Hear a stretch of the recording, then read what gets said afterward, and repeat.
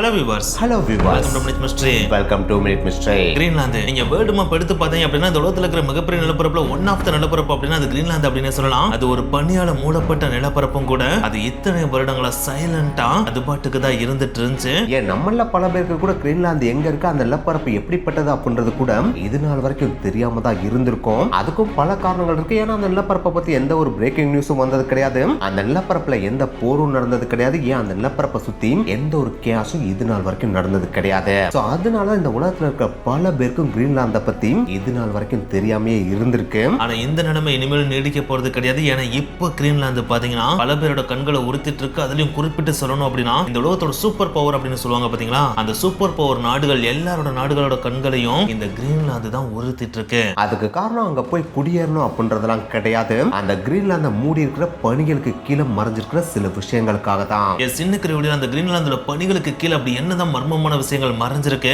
அது எப்படி future வேர்ல்டையே change பண்ண போகுது அப்படின்ற பல விஷயங்கள் தான் இந்த வீடியோல பார்க்க போறோம். Yes, welcome to the story of Greenland. இந்த வீடியோ இதுவரைக்கும் நீங்கள் தெரிஞ்சிராத பல விஷயங்களை உங்க கண் முன்னாடி கொண்டு வந்து நிப்பாட்டும். சோ ஸ்கிப் பண்ணாம கடைசி வரைக்கும் வீடியோ பாருங்க. வாங்க வீடியோக்குள்ள போலாம். பாருங்க, நம்ம சேனலை சப்ஸ்கிரைப் பண்ணுங்க. சப்ஸ்கிரைப் பண்ணிட்டு போயிடலாம். கூடவே நம்ம வாட்ஸ்அப் அண்ட் ஃபேஸ்புக் பேஜ்க்கான லிங்க் டிஸ்கிரிப்ஷன்ல கொடுத்துருக்கோம். மறக்காம கிளிக் பண்ணி ஃபாலோ பண்ணிக்கங்க. இப்போ வீடியோக்குள்ள போலாம். கிரீன்லாந்து இந்த ஒரு வேர்டை கேட்டவே நம்ம எல்லாருக்கும் டக்குன்னு ஞாபகத்துக்கு வருது நம்ம சின்ன வயசுல பார்த்த சோசியல் மேப் தான். எஸ், அந்த மேப்ல சென்டர்ல டாப்ல பாத்தீங்கன்னா ஒரு ஐலாண்ட் இருக்கும். அந்த ஐலாண்ட் தான் நம்ம கிரீன்லாந்து அப்படின்னு மார்க் பண்ணவே செஞ்சிருப்போம். அப்படிப்பட்ட அந்த ஐலாண்டை பத்தி சிம்பிளா சொல்லணும்னா அந்த ஐலாண்ட்ல எங்க பார்த்தாலும் பனி படம் தான் காணப்படும். அந்த பனியை தாண்டி அந்த பனிக்கு கீழே இருக்கிற நிலப்பரப்பை பாக்குறதே ரொம்ப ரொம்ப அபூர்வம். நிலப்பரப்பை பாக்குறதே அபூர்வம் அப்படின்னா அங்க விவசாயமும் பண்ண முடியாது இல்லையா? எஸ், அங்க விவசாயமும் பண்ண முடியாது. ஏன் இந்த உலகத்துல இருக்கிற மிச்ச கண்டங்கள்ல மக்கள் வாழ்ற மாதிரி அங்க சாதாரணமா மக்களும் வாழவும் முடியாது. சோ அதனாலேயே இந்த ஒரு ஐலாண்ட் யூஸ்லெஸ்ஸான ஐலாண்ட் அப்படின்னு சொல்லிட்டு பல நூறு ஆண்டுகளாம் ஹிஸ்டரியன்ஸும் அந்த ஐலாண்டை பத்தி எழுத மறுத்துட்டாங்க. ஏன் இந்த உலகத்தோட மிக திறமை வாய்ந்த வேர்ல்டு லீடர்ஸும் அந்த பக்கம் திரும்பி பார்க்கவே மறுத்துட்டாங்க. அப்படி அவங்க மறுத்ததுக்கும் பல காரணங்கள் இருக்கு. ஏன்னா போட்டி போட்டுட்டு போய் அந்த ஐலாண்டை பிடிச்சாலும் அந்த ஐலாண்டால எந்த யூஸும் அங்க போறது இல்லை அப்படின்றது அவங்களுக்கு நல்லாவே தெரிஞ்சிருந்துச்சு. சோ அதனாலே அவங்க கிரீன்லாந்து பக்கம் திரும்பியே பார்க்கல. அப்படி இருந்த அந்த நிலைமை இப்ப சமீப காலமா கொஞ்சம் கொஞ்சமா மாறவும் ஆரம்பிச்சிருக்கு. அப்படி அவங்க திரும்பி பார்க்க மறுத்ததுக்கும் பல காரணங்கள் இருந்துச்சு. அதுல முக்கியமான காரணம் ஒண்ணுமே இல்லாத அந்த ஐலாண்டை நம்ம போட்டி போட்டு பிடிச்சி என்ன பண்ண போறோம் அப்படின்றதுதான். சோ அதனாலே இந்த கிரீன்லாந்து பக்கம் யாருமே தள்ள வச்சு கூட படுக்கல. ஆனா இது எல்லாமே அப்பதானே தவிர இப்ப கிடையாது.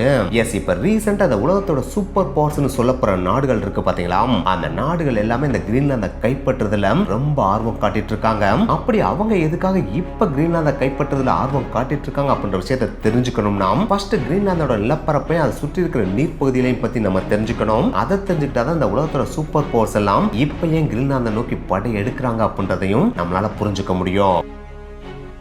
இந்த கிரீன்லாந்து அப்படின்றது நம்ம பிளானட்டோட டாப்ல இருக்கு அப்படின்றது நம்ம எல்லாருக்குமே நல்லாவே தெரியும். அது மட்டும் இல்லாம அதோட நிலப்பரப்பு எல்லாமே பனியால மூடிட்டு இருக்குன்றதும் நம்ம எல்லாருக்குமே நல்லாவே தெரியும். ஆனா அதை தாண்டி இந்த கிரீன்லாந்தை சுத்தி ஒரு மிகப்பெரிய கடல் இருக்கு அப்படின்றது நம்மள பல பேருக்கு தெரியாது. எஸ், இந்த கிரீன்லாந்தை சுத்தி ஒரு மிகப்பெரிய கடல் இருக்கு. அந்த ஒரு கடல் பாத்தீங்கன்னா பல நூறு ஆண்டுகளாம் பனி படர்ந்து முற்றிலும் ஃப்ரோசன் ஆகி தான் இருக்கவே செஞ்சிருக்கு. சோ அதனாலேயே பாத்தீங்கன்னா அந்த ஃப்ரோசனான கடல் வழியில பயணிக்கிறதுக்கு எல்லாருமே பயந்துட்டு தான் இருந்தாங்க. ஏன்னா ஃப்ரோசனான கடல் பயணிக்கிறதுன்றது ரொம்ப ரொம்ப ஆபத்தான விஷயம். அது கண்டிப்பா உயிருக்கு ஆபத்தா தான் போயிரும் அப்படின்றது எல்லாருக்குமே நல்லா தெரிஞ்சிருக்கு. சோ அதனாலே அந்த கடல்ல யாருமே பயணிக்காம பல நூறு ஆண்டுகளாம் மனிதனோட சத்தமே கேட்காம அந்த ஆர்டிக் ரீஜன் பயங்கர அமைதியா தான் இருந்துட்டு இருந்துச்சு. இப்படி அவுட் சைடரோட சத்தமே கேட்காம அமைதியா இருந்துட்டு இருந்த அந்த காலகட்டத்துல கிரீன்லாந்தோட பூர்வ குடிகளான இனுயிட் இன மக்கள் இருக்காங்க பாத்தீங்களா, அவங்க ரொம்ப காமா ஜாலியா வாழ்ந்துட்டு இருந்தாங்க. அப்படி அவங்க அமைதியாவும் ஜாலியாவும் வாழ்ந்துட்டு இருந்த அந்த ஒரு வாழ்க்கை பாத்தீங்கன்னா மாடர்ன் காலகட்டம் வர வர கொஞ்சம் கொஞ்சமா சேஞ்ச் ஆகவும் செஞ்சுச்சு. எஸ், காலங்கள் மாற மாற இந்த உலகத்துல கார்பன் டை ஆக்சைடு அளவுக்கு அதிகமா வெளிப்படவும் ஆரம்பிச்சிச்சு. அப்படி வெளிப்பட்ட அந்த கார்பன் டை ஆக்சைடை பாத்தீங்கன்னா நம்ம உலகத்தோட டெம்பரேச்சரையும் கொஞ்சம் கொஞ்சமா அதிகரிக்கவும் ஆரம்பிச்சிச்சு. அப்படி சின்னதா அதிகரிச்ச அந்த டெம்பரேச்சர் பாத்தீங்கன்னா நம்ம உலகத்துல பல மாறுதல்களை உருவாக்க ஆரம்பிச்சிச்சு. அதுல முக்கியமான ஒண்ணுதான் ஆர்டிக் ரீஜன்ல இருந்த பனிப்பாறைகள் உருக ஆரம்பிச்சது. எஸ், இது வரைக்கும் பல நூறு ஆண்டுகளா கிரீன்லாந்தை சுத்தி இருக்கிற அந்த மிகப்பெரிய கடலையும் பனிப்பாறைகள் தானே மூடி இருந்துச்சு.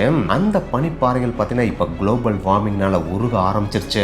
அப்படி உருக ஆரம்பிச்சது பார்த்தீங்கன்னா அது வரைக்கும் கிரீன்லாந்தோட பனிப்பாறைகளுக்கு அடியில் மறைஞ்சிருந்த பல விஷயங்களை இந்த உலகத்துக்கு வெளி கொண்டு வரவும் செஞ்சுச்சு. அப்படி வெளிவந்த விஷயங்கள் இந்த உலகத்தில் இருக்கிற பல பேரையும் அதிர்ச்சிக்கும் உள்ளாக்குச்சு.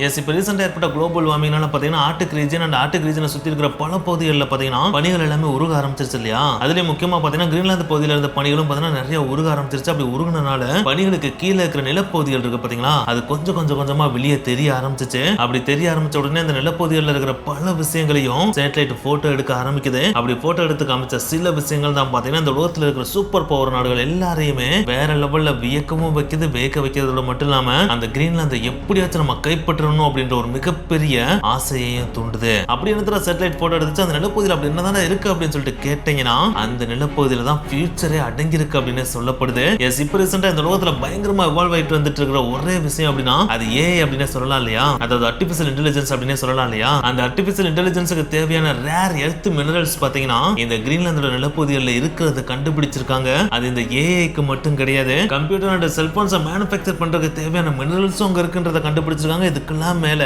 சூப்பர் பவர் கொண்ட நாடுகளுக்கு தேவைப்படுற மிக முக்கியமான பொருளான மிசைல்ஸ் இருக்கு பாத்தீங்களா, அந்த மிசைல் உருவாக்குறதுக்கு தேவையான மினரல்ஸும் இங்க எக்கச்சக்கமா கொட்டி கிடக்குது அப்படின்றதையும் கண்டுபிடிக்கிறாங்க. இதுக்கெல்லாம் மேல அங்க யுரேனியம் டெபாசிட்டும் அளவுக்கு அதிகமா இருக்கு அப்படின்றதையும் கண்டுபிடிக்கிறாங்க. அதுக்கு அடுத்து ஒன் ஸ்டெப் அகட்டா போய் ஆயில் அண்ட் கேஸ் ஃபீல்ட்ஸும் அங்க அளவுக்கு அதிகமா இருக்குன்றதையும் கண்டுபிடிக்கிறாங்க. அண்ட் முக்கியமா ஃபியூச்சர் இந்த உலகத்துல மிகப்பெரிய தட்டுப்பாடு கிரியேட் ஆகக்கூடிய ஒரு விஷயம் அப்படின்னு சொல்லப்படுற நன்னீர் இருக்கு பாத்தீங்களா, அதாவது ஃப்ரெஷ் வாட்டர் ரிசர்வ் இருக்கு பாத்தீங்களா, அது இந்த உலகத்துல இருக்கிற பல நாடுகள்ல காணப்படுற ஒட்டுமொத்த ஃப்ரெஷ் வாட்டரும் இந்த கிரீன்லாந்துல இருக்கு அப்படின்றதையும் கண்டுபிடிச்சிருக்காங்க.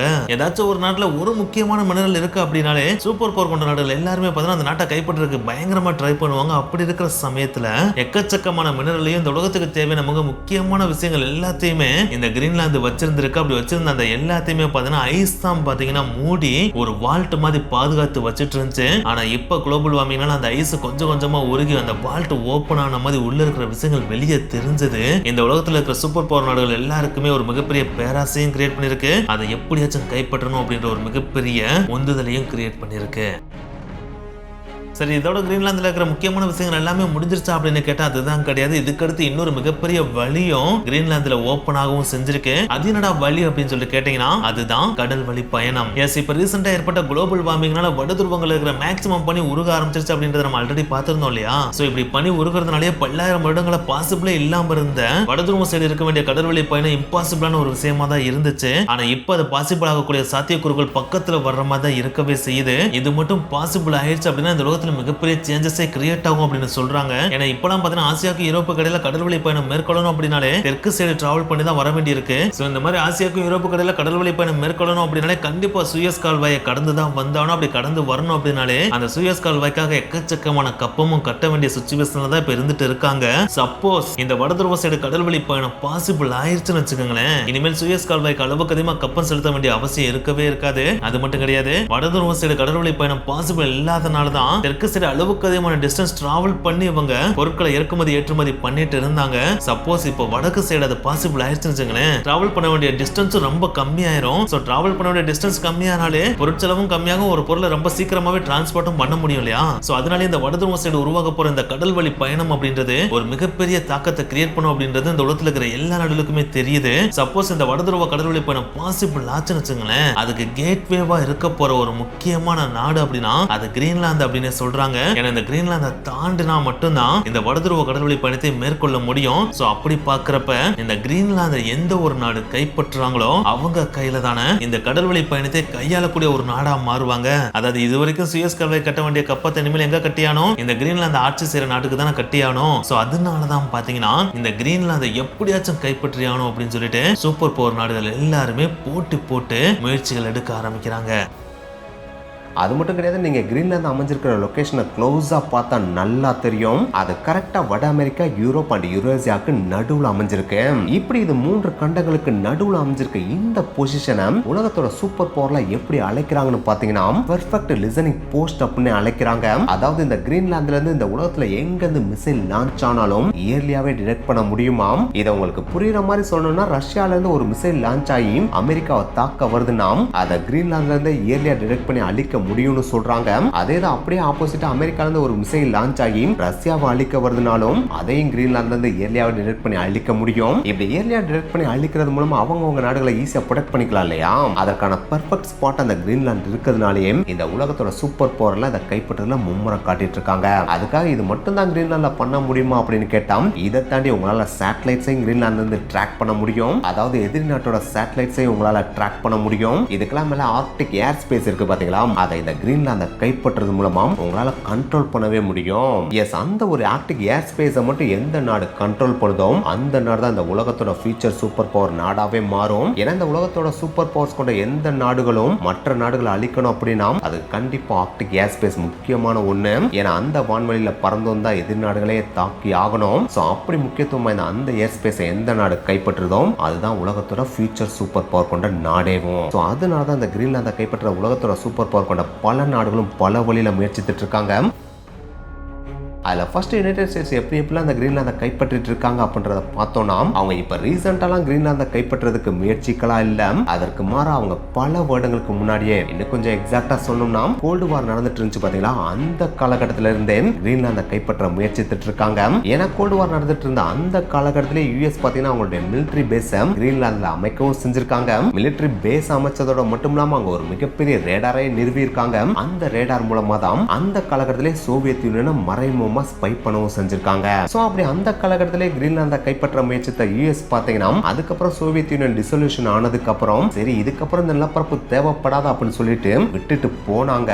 ஆனா அப்படி போனவங்களுக்கு இப்ப குளோபல் வார்மிங்னால ஏற்பட்ட எஃபெக்ட் பாத்தீங்கன்னா, ஆத்தாடி கிரீன்லாந்துல இவ்வளவு விஷயங்கள் இருக்கா, அப்ப அதை நம்ம கைப்பற்றியே ஆகணும் அப்படின்னு சொல்லிட்டு இப்ப மறுபடியும் கிரீன்லாந்து பக்கம் அவங்களுடைய பார்வையை திருப்பி இருக்காங்க. அதோட ஃபர்ஸ்ட் ஸ்டெப்பா பாத்தீங்கன்னா யூஎஸ் பிரசிடென்டான ட்ரம்ப் இருக்கார் பாத்தீங்களா, அவர் இப்ப ரீசெண்டா நாங்களே கிரீன்லாந்தை வாங்கிக்கிறோம் அப்படின்னு சொல்லவும் செஞ்சாரு. இப்படி சொன்னனே உலகத்துல இருக்க பல மீடியாக்களும் இவரை பயங்கரமா விமர்சிக்கவும் செஞ்சாங்க. ஆனா அப்படி விமர்சிச்சவங்களுக்கு தெரியாது அமெரிக்கா கிரீன்லாந்தை வாங்குறதுக்கான முக்கியமான ரீசனே அதோட பனிக்கு அடியில மறைஞ்சிருக்கிற பொக்கிஷங்கள் தான் அப்படின்றது. சோ இப்படி அமெரிக்கா பயங்கர ஸ்ட்ராட்டஜியா கிரீன்லாந்தை வாங்க முயற்சிக்கிறப்ப அந்த கிரீன்லாந்தை ஆண்டுட்டு இருக்கிற டென்மார்க் பாத்தீங்கன்னா நாங்க இந்த தீவை விற்கலாம் தயாரா இல்ல அப்படின்னு சொல்லவும் செஞ்சுட்டாங்க. இப்படி சொன்னதை கேட்ட அமெரிக்கா கடுப்பாகி நாங்க விலை கொடுத்து வாங்கவும் தயாரு, சப்போஸ் நீங்க விற்க தயாரா இல்ல அப்படின்னா நாங்க போர் தொடுத்து பிடிக்கவும் தயார் அப்படின்னு சொல்லிட்டு ஓப்பனாவே ஸ்டேட்மெண்ட் கொடுத்துட்டாங்க. சரி, ஒரு பக்கம் இந்த மாதிரி அமெரிக்கா கிரீன்லாந்தை கைப்பற்றதுக்கு பல்வேறு விதமான முயற்சிகளை எடுத்துட்டு இருக்கிறப்ப இன்னொரு பக்கம் அதோட போட்டி நாடான ரஷ்யா மட்டும் கை கட்டி வேடிக்கையா பார்த்துட்டு இருக்கோம். சரிடா அமெரிக்கா நீ பாட்டுக்கு கிரீன்லாந்தை எடுத்துக்க, ஃபியூச்சர்ல சூப்பர் பவர் நாடா மாறிக்க அப்படின்னு சொல்லிட்டு கை கட்டி வேடிக்கையா பார்த்துட்டு இருக்கோம். கண்டிப்பா இருக்காதுல, அவங்களும் அவங்க பங்குக்கு அவங்களுக்கான முயற்சிகளை எடுக்க தானே செய்வாங்க. எஸ், அவங்களும் அவங்களுக்கான முயற்சிகளை எடுக்க ஆரம்பிச்சிட்டாங்க. எஸ், நீங்க உலக வரைபடத்தை எடுத்து பார்த்தீங்க அப்படின்னா வடதுருவத்தோட மேக்சிமம் பகுதியை ரஷ்யாவோட நிலப்பகுதி தான் ஷேர் பண்ணியே வச்சிருக்கோம். சோ அதனால வடதுருவத்தில் இருக்கிற ஓசன் அதாவது கடல் பகுதியில பாத்தீங்கன்னா ரஷ்யா கைப்பற்றி அங்க அவங்களோட கொடியை ஊன்றி நீங்க என்னதான் கிரீன்லாந்தை கைப்பற்றினாலும் நீங்க கடல் வழி பயணத்தை மேற்கொள்ளணும் அப்படின்னா இந்த வழியா தான் வந்தாலும் இந்த பக்கம் வந்தீங்க அப்படின்னா இது எங்க பகுதிடா, இதை தாண்டி போகணும்னா எங்களோட பெர்மிஷன் இல்லாம நீங்க போகவும் முடியாது, எங்களை மீறி எதையும் கொண்டு போகவும் முடியாது, எங்களுக்கு நீங்க கப்பம் கட்டியே ஆகணும்டா அப்படின்னு சொல்லிட்டு அவங்க பங்குக்கு வடதுருவத்தில் இருக்கிற கடல் பகுதி எங்களுக்கு சொந்தம் அப்படின்னு சொல்லிட்டு சொல்லவும் செஞ்சுட்டாங்க.